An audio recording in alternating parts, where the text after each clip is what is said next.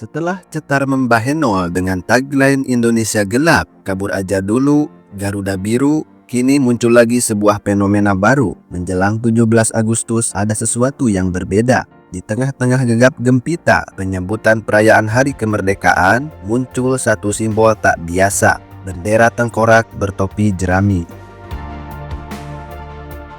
Yaps, itu bendera bajak laut dari One Piece. Tapi kenapa bisa muncul di rumah-rumah warga Indonesia? Apakah ini ekspresi kecintaan pada anime? Apakah ini cuma tren anak muda? Atau ada pesan yang lebih mendalam, yaitu tentang silent majority?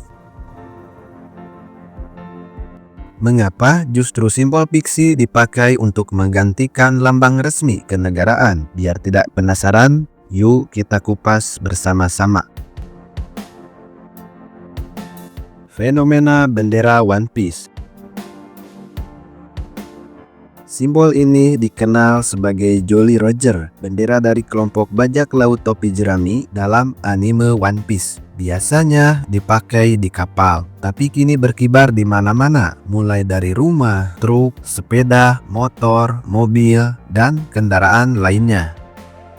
Dari Bandung, Jakarta, Surabaya, Yogyakarta hingga kota-kota kecil tak mau ketinggalan menantapkan Jolly Roger ini. Uniknya, ini bukan hanya cuma ulah anak-anak muda, banyak pula orang tua yang justru mendukung dan ikut membagikannya via media sosial. Video-video mereka viral dengan tagar seperti One Piece Indonesia, bendera Luffy, dan 17-an unik. Semua ini terjadi menjelang peringatan Hari Ulang Tahun Republik Indonesia ke-80 saat seluruh negeri semestinya bersatu dalam semangat kebangsaan. Tapi mengapa justru muncul simbol-simbol asing yang tidak berkenaan dengan kekhasan Indonesia? Simbol sosial. Kalau kamu pikir ini cuma soal fandom, tentu kamu salah. One Piece bukan sekadar cerita bajak laut. Ini adalah kisah tentang melawan ketidakadilan, membela yang lemah, dan mengejar mimpi meskipun ditertawakan dunia. Bendera Jolly Roger bukan hanya hiasan, ia adalah lambang dari tekad kru kapal yang siap menantang dunia demi kebenaran. Di Indonesia, banyak yang menafsirkan tren ini sebagai kritik sosial diam-diam, sebuah sindiran kreatif terhadap kondisi bangsa yang dianggap stagnan, penuh ketimpangan dan kehilangan arah. Belum lagi dengan kontroversi para wakil-wakil rakyat, ditambah lagi dengan para penjabat terangkat jabatan, sementara di satu sisi rakyat jelata saling berebut untuk memperoleh lapangan kerja.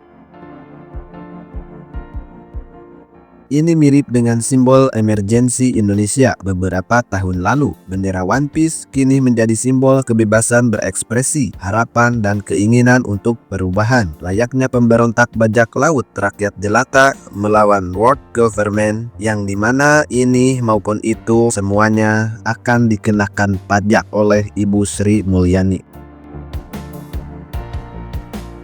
Reaksi pemerintah dan masyarakat. Fenomena ini tidak luput dari sorotan para pejabat. Beberapa anggota DPR mengingatkan bahwa simbol non-negara tidak sepatutnya menggantikan bendera merah putih, apalagi di momen sakral seperti Hari Kemerdekaan. Ada juga yang menyebut gerakan ini bisa memecah persatuan atau memunculkan polemik baru. Tapi tidak sedikit masyarakat yang justru melihat ini sebagai ekspresi sah dari rakyat yang butuh didengarkan. Oh, ini adalah negara demokrasi, bukan negara diktator. Pengamat budaya menilai bahwa penggunaan simbol populer seperti ini wajar di era digital, sama seperti di luar negeri, di mana karakter fiksi atau ikon budaya bisa menjadi alat komunikasi publik yang kuat. Reaksi masyarakat juga beragam, ada yang menganggapnya kreatif dan menyenangkan, ada juga yang bingung dan khawatir. Tapi satu hal yang pasti, simbol ini telah memicu perbincangan serius soal identitas, aspirasi, kebebasan berekspresi, dan fenomena ini ternyata juga ditonton oleh masyarakat luar negeri. Makna di balik Jolly Roger.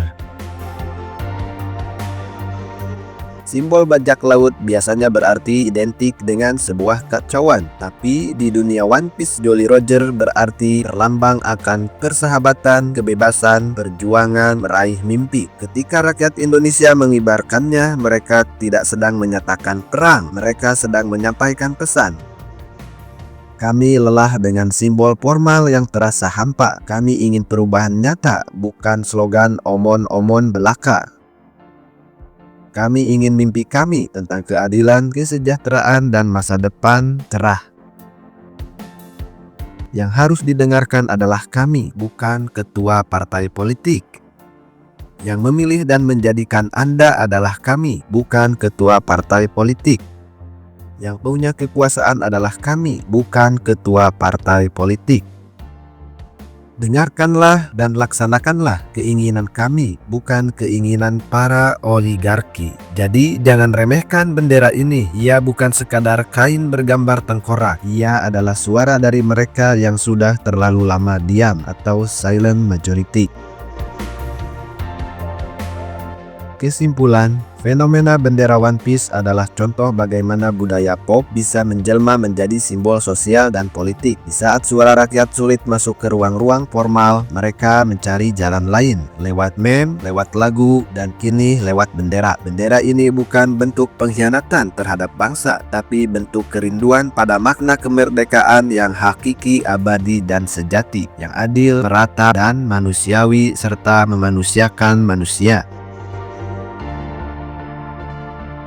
Kira-kira apa pendapatmu soal tren bendera One Piece ini? Apakah kamu mendukungnya atau justru merasa risih? Tulis di kolom komentar dan mari kita berdiskusi sehat. Bagikan video ini ke teman-temanmu agar mereka juga tahu bahwa kadang suara rakyat tak muncul dalam bentuk teriakan, tapi juga bisa berbentuk bendera bajak laut. Dan jangan lupa untuk subscribe agar kamu tidak ketinggalan konten terbaru seputar budaya, masyarakat, fenomena sosial, ilmu pengetahuan, bahkan politik. Sampai jumpa di video berikutnya dan jangan lupa untuk menonton video kami yang lainnya.